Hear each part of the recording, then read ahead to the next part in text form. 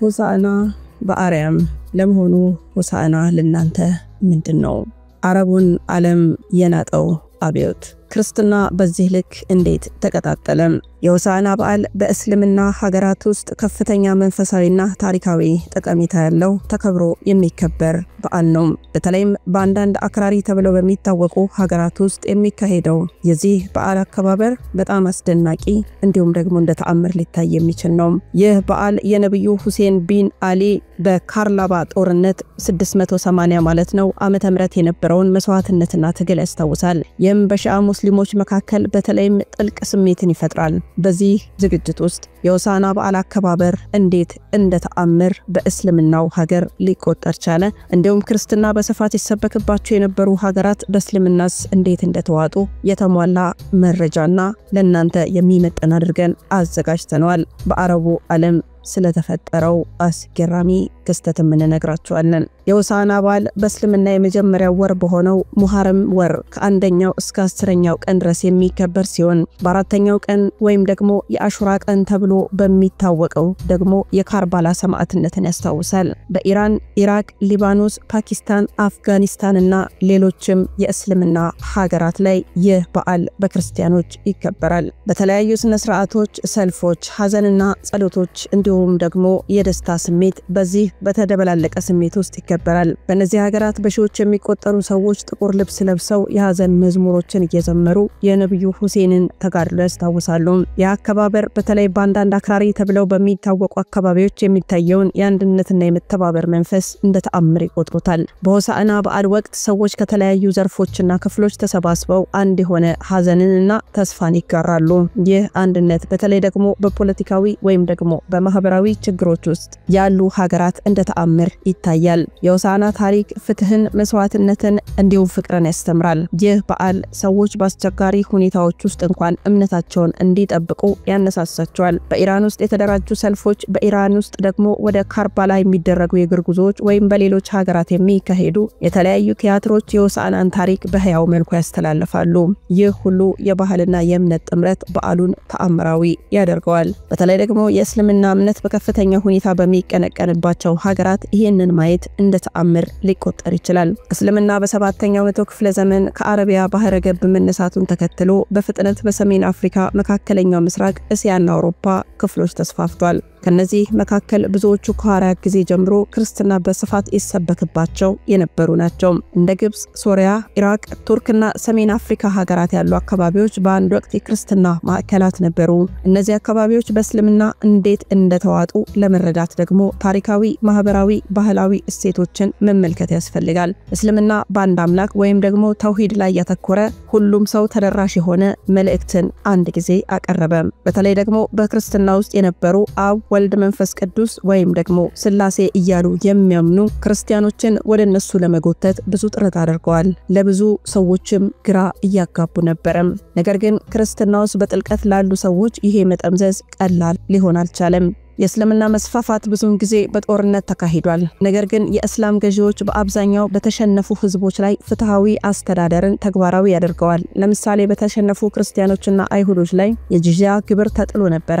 ይህም በምትኩ የመንግስት ጥበቃና የሃይማኖት ነጻነትን ያስገኝ ነበር። ይህ አሰራር በተለይ በሮማውያን ባንዛይታይን አስተዳደር ስር ከባድ ግብር ይከፍሉ የነበሩ ህዝቦችን እስልምና እንዲቀበሉ አነሳስቷል። በሶሪያና ኢራቅ ያሉ ክርስቲያኖች ይህ አዲስ አስተዳደርን እንደ እፎይታ ተቀብለውታል። እስልምና በተስፋፋባቸው አካባቢዎች የነበሩትን ባህሎች፣ ቋንቋዎችን አልገፈፈም። እምነቱ ላይ ግን ከፍተኛ ጫና ሲያደርግ ነበር። ይልቁንም እነዚህ ባህሎችን በመቀበል በጣም የራሱን ማንነት አጠናከሩ። ለምሳሌ በግብጽ ውስጥ የኮፕቲክ ክርስትና ባህል እስልምና በተስፋፋ ጊዜ ተዋህዶ ግን ቀጥሏል። ነገር ግን ቀስ በቀስ ብዙ ግብጻውያን እስልምናን በመቀበል የአረብ ቋንቋና ባህል ተቀባይነትን አግኝቷል። በተመሳሳይ በቱርክ ውስጥ የባይዛንታይን ቅርሶች ከእስልምና ጋር ተዋህደው እንደ ኢስታንቡል ያሉ ከተሞች የእስልምና ማዕከል ሆነዋል። እስልምና በንግድ መስመሮች ውስጥ በፍጥነት ተስፋፍቷል። እንደ ሶሪያ፣ ግብጽ፣ ሰሜን አፍሪካ ያሉ አካባቢዎች ባህር መስመርና በሌሎች የንግድ መንገዶች ላይ በመገኘታቸው እስልምናዎች በነጋዴዎች አማካኝነት ተስፋፋም። በተጨማሪም የእስልምና ወርቃማው ዘመን የሚባለው 8ኛው እስከ 13ኛው መቶ ክፍለ ዘመን የነበረው ነው። በባግዳድ፣ ካይሮና ኮርዶባ ያሉት የትምህርት ማዕከላት የክርስቲያን ምሁራንን እንደሳበ ይነገርለታል። ይህ የባህልና የእውቀት ልውውጥ ብዙ ሰዎች እስልምናን እንዲቀበሉ አነሳስቷል ይላል ታሪክ። በክርስትና ውስጥ የነበሩ ውስጣዊ ክፍፍሎች በተለይም በምስራቃዊና በምዕራባዊ ቤተክርስቲያን መካከል ያለው መለያየት እንዲሁም እንደ ኮፕቲክና ኒስቶሪያን ያሉ ተቃራኒ ትምህርቶች እስልምናን በቀላሉ እንዲስፋፋ አስችለዋል። በሶሪያና ግብጽ ያሉ ክርስቲያኖች በባይዛንታይን ኦርቶዶክስ ቤተክርስቲያን እንደሚጨቆኑ ስለተሰማቸው እስልምናን እንደ አማራጭ ተቀብለውታል። ኢትዮጵያ በአፍሪካ ቀንድ ክርስትና በ4ኛው መቶ ክፍለ ዘመን የኦርቶዶክስ ቤተክርስቲያን በአክሱም መንግስት ስር የሰደደባት ሆኖም በ7ኛው መቶ ክፍለ ዘመን ደግሞ እስልምና በአረቢያ ባህረ ገብ ተስፋፍቶ በኢትዮጵያ አካባቢ ተጽዕኖ ፈጥሯል። ኢትዮጵያ ግን ከሌሎች ሀገራት በተለየ ክርስትናን እንደ ዋና ሃይማኖት በመጠበቅ ቆይታለች። ይህ የሆነበት ምክንያትም የኢትዮጵያ ቤተክርስቲያን ከህዝቡ ባህልና ማንነት ጋር ጥልቅ ትስስር መፍጠሯ እንዲሁም ደግሞ የአክሱም መንግስት ጠንካራ መዋቅር ነበረ። ሆኖም እስልምና በኢትዮጵያ ውስጥ በተለይም በምስራቃዊ በደቡባዊ ክፍሎችም ተስፋፍቷል። ይህም በንግድና በሰላማዊ ግንኙነቶች አማካኝነት ነበረ። ለምሳሌ በነብዩ መሐመድ ዘመን የተካሄደው የመጀመሪያው ሂጅራ ወደ አክሱም መንግስት ነበረ። ይህም እስልምና በኢትዮጵያ እንዲታወቅ መንገድ ከፍቶለታል። አሁን ግን አረቡን ዓለም ያጥለቀለቀው የሆሳዕና በዓል በእስልምና ውስጥ ያለውን አከባበር ስንመለከት በተለይ በአንዳንድ አክራሪ ተብለው በሚታወቁ ሀገራት በአንድነቱ በመንፈሳዊ ጥንካሬውና በተለያዩ የባህል መግለጫዎቹ እንደ ተአምራዊነት ይነሳል። የባህል ሰዎችን በፍትህ በመልካምነት እንዲተባበሩም ያነሳሳል። በሌላ በኩል ክርስትና በስፋት ይሰበክባቸው የነበሩ ሀገራት ወደ እስልምና መቀየራቸው የእስልምና መልእክት ምናልባትም ቀላልና ፍትሃዊ አስተዳደር፣ የባህል መላመድ፣ የንግድና የትምህርት ሚና እንዲሁም በክርስትና ውስጥ የነበሩ ውስጣዊ ክፍፍሎች ውጤት ነበር የሚሉም አሉ። ኢትዮጵያ ግን ይህንን ለውጥ በመቋቋም የክርስትና ማዕከል ሆና ቆይታለች። ምንም እንኳን እስልምና በአንዳንድ ክፍሎች ተስፋፍቶ ቢታይም ይህ ታሪክ የሃይማኖት መስፋፋት ውስብስብነት፣ የሰው ልጅ ባህል፣ እምነትና ታሪክ እንዴት እርስ በርስ እንደሚገናኙ የሚያሳይ ነው።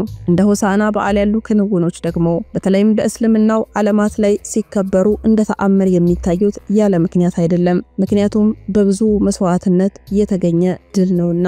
በእስልምናው ዓለም በተለይ ደግሞ በኢራንና ኢራቅ የክርስትና ታሪክ በመስዋዕትነት የተሞላ ነው። ከመጀመሪያው መቶ ክፍለ ዘመን ጀምሮ በነብዩ ቶማስና ሌሎች ሐዋርያት የተሰበከውን ወንጌል በእነዚህ አካባቢዎች ስር እንደሰደደ ይታወቃል። በሳሳኒድ ኢምፓየር ዘመን ክርስቲያኖች ብዙ ጊዜ ተገቢ ባልሆኑ ሁኔታዎች ውስጥ ኖረዋል። ቢሆንም በእምነታቸው ጸንተው ቤተክርስቲያኖችን ገንብተዋል። በከተሞችም እንደ ክቴስፎድ ኤዴሳ ማህበረሰቦችን አቋቁመዋል። እነዚህ ክርስቲያኖች እምነታቸውን ለማስፋት ብዙ መስዋዕትነት ከፍለዋል። አንዳንዶች ሰማዕትነትን ተቀብለዋል፣ ሌሎች ደግሞ በፈተና ውስጥ ጽናታቸውን አሳይተዋል። ይህ መስዋዕትነት ታዲያ ዛሬም በእነዚህ ሀገራት በሆሳዕና በዓል ወቅት ተንጸባርቋል። በ7ኛው መቶ ክፍለ ዘመን እስልምና በአረቢያ ባህረ ገዳም ተነስቶ በፍጥነት የተስፋፋ እምነት ነው። ከነብዩ መሐመድ ህልፈት በኋላ ደግሞ የራሺዱን የኡመያድ ካሊፎችን በኢራንና ኢራቅ ያሉትን የሳሳኒድ የባይዛንታይን ኢምፓየሮችን ተቆጣጥረዋል። ከተሞች እንደ ክቴስፎን ከእስልምና አስተዳደር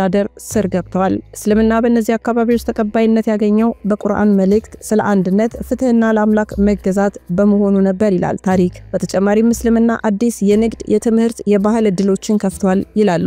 በጊዜ ሂደት ብዙ ክርስቲያኖች፣ አይሁዶችና ሌሎች በማህበራዊ በኢኮኖሚያዊና በመንፈሳዊ ምክንያቶች እስልምናን እንደተቀበሉ ታሪክ ይናገራል። ይህ ሽግግር ቀስ በቀስ እንጂ በአንድ ቀን ይሆን አልነበረም። ክርስቲያኖች እንደ ታሪክ ጸሐፊዎች በእስልምና አስተዳደር ስር ጥበቃ ነበራቸው። ነገር ግን በግብር፣ በማህበራዊ ግንኙነቶች፣ በባህላዊ ተጽዕኖዎች ምክንያት ብዙዎች እስልምናን እንደመረጡ ይነገራል። ቢሆንም አብዛኛው ክርስቲያኖች ግን ለእምነታቸው ጸንተው እስካሁን ድረስ እየታገሉ ነው። በኢራንና ኢራቅ የሆሳዕና በዓል ከመስዋዕትነትም በላይ የተስፋና የጽናት ምልክት ነው። እነዚህ ክርስቲያኖች በተለያዩ ፈተናዎች ውስጥ ነው የኢየሱስን መልእክት ስለ ፍቅር፣ ስለ ምህረት፣ ስለ መዳን በልባቸው ይይዛሉ።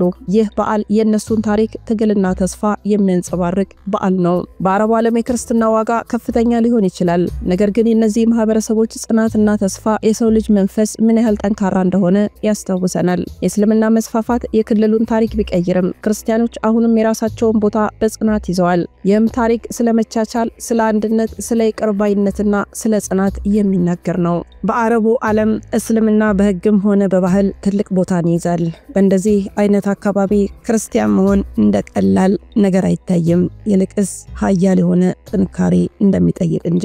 እንደ አሴሪ፣ ካልዲያንና ቆጵጦስ ያሉ ማህበረሰቦች ከ2000 ዓመታት ገደማ በፊት ከሐዋርያት ጀምሮ የእምነታቸውን ችቦ ይዘው ቆይተዋል። ዛሬ ይህንን እምነት መጠበቅ ማለት ምን ማለት እንደሆነ ለእናንተ መንገር አያስፈልግም። ይህ ማለት በዓላማ መኖር ማለት ነው። ምንም እንኳን ዙሪያቸው ያለው ዓለም እምነታቸው ሙሉ ለሙሉ ባይረዳውም በመቶ ዓመታት ለውጦችን በመቋቋም የቆሙ ቤተክርስቲያኖች ውስጥ መሰብሰብ በኢየሱስ ቋንቋ መጸለይ እንደማለት ነው። በማህበራዊ ጫናዎች፣ መድሎ ወይም ደግሞ አደጋዎች ፊት ለፊት በየቀኑ ፍርሃትን ሳይሆን እምነትን መምረጥ ነው። እስኪ ስለ መስዋዕትነት እንነጋገር። በአረቡ ዓለም ለብዙ ክርስቲያኖች እምነት ብዙ ዋጋ ያስከፍላል። በኢራቅ በጦርነቶች ወቅት ማህበረሰቦች የማይታሰቡ ፈተናዎች ይገጥሟቸዋል። ቤተክርስቲያኖች ኢላማ ይደረጋሉ፣ ቤተሰቦች ይፈናቀላሉ። ነገር ግን እነሱ ተመልሰው ድንጋይን በድንጋይ መዝሙርንም በመዝሙር እያደረጉ እንደገና ገንብተዋል። በኢራን በተለይ እስልምናን ተተው ወደ ክርስትና የተመለሱ ሰዎች ህጋዊ ገደቦች ወይም ማህበራዊ መገለል ይገጥማቸዋል። ነገር ግን ቁጥራቸው በቤቶች ውስጥ በመሰብሰብ ቀስ በቀስ እያደገ ያለ ነው። ይህ መስዋዕትነት መከራን መቋቋም ብቻ አይደለም፣ በመከራ ውስጥ ማበብ እንጂ። በሚስጥር ለልጇ አቤቱ ሆይ ስለ ኃጢያታችን ማረን ብላ ጸሎትን የምታስተምር እናት፣ በጦርነት በተጎዳ መንደር ውስጥ ሥርዓተ ቅዳሴን የሚያካሂድ ካህን፣ የክርስትናን ማህበረሰብም ለማገልገል የመረጠ ወጣት፣ እነዚህ ሰዎች የጀግንነት ተግባራት ናቸው። ይህ ጽናት እንዴትስ ታላቅ ሆነ? ምክንያቱም መኖር ብቻ ሳይሆን በጨለማ ውስጥ ብርሃን መሆን ነው። በአረቡ ዓለም ያሉ ክርስቲያኖች ሊጠፋ ያለውን ብርሃን እንዲሁም እምነትን ያንጸባርቃሉ። እንደ ሆሳዕና በዓል ያሉ ክብረ በዓላት ደግሞ ደስታ እንዲሁም ተቃውሞ የተሞላባቸው ናቸው። ይህም ደግሞ የኢየሱስን ወደ ኢየሩሳሌም የገባበትን በዓል ያስታውሳል። በሆሳዕና እነዚህ ማህበረሰቦች የዘንባባ ቅርንጫፎችን ይዘው መዝሙር ይዘምራሉ። ሆሳዕና እያሉ ጮክ ብለው ድምጻቸውን ያሰማሉ። ይህም በእነሱ ሁኔታ ውስጥ የተለየና ጥልቅ የሆነ ትርጉም አለው። ጩኸታቸውም የመዳን ጩኸት ነው። ይህ እምነታቸው ተራ ባህል ብቻ ሳይሆን ለተስፋ፣ ለይቅርባይነት፣ ለፍቅር፣ ለእውነት ያለ ቁርጠኝነት መሆኑን ያስታውሳል። ይህ ታላቅነት የሚገኘው ደግሞ ይቅር ከማለት፣ ሰውን ከማቀፍና ከመውደድ፣ እንደገናም ደግሞ ጎረቤታቸውን በመውደድ የፈረሰባቸውን መልሰው በመገንባት እንዲሁም መዝሙራቸውንና ጸሎታቸውንም ሳያቋርጡ በማድረጋቸው ነው። ይህ እምነት ትውልዶችን እንደ ድልድይ ሆኖ ያገናኛል። የዛሬዎቹ አማኞች በእነዚህ መሬቶች ላይ ስናያቸው ከመጀመሪያዎቹ ደቀ መዛሙርት ጋር የተገናኙ ናቸው። በአረቡ ዓለም ያሉ ክርስቲያኖች ታሪክ የነሱ ብቻ አይደለም፣ የሁላችንም እንጂ። የነሱ ጽናት ለማንኛውም በፈተና ውስጥ ውድ የሆነውን ነገር ለመጠበቅ ለሚጥር ሰው ምልክት ናቸው። እምነት በማንኛውም መልኩ ለመቀጠል ምክንያት፣ ጥንካሬና ምንጭ ሊሆን እንደሚችል የነዚህ በአረቡ ዓለም ያሉ ክርስቲያኖች የነሱ ድፍረት፣ መስዋዕትነት፣ የማይናወጥ እምነታቸው እኔን በእውነቱ በጣም አስደንቀውኛል። እናንተስ በዚህ በሆሳዕና ታሪክ ላይ ምን ታዘባችሁ? ምን ተሰማችሁ? ውድ ቤተሰቦቻችን ያላችሁን ሐሳብና አስተያየት አጋሩን። እስካሁንም አብራችሁን ስለቆያችሁ እጅግ አድርገን እናመሰግናለን። ለመላው ኦርቶዶክሳውያን እንኳንም ለጾመ ሕማማት ሳምንት በሰላም አደረሳችሁ አደረሰን። የነገ ሰው ይበለን። አበቃን። ቸር ቆዩን።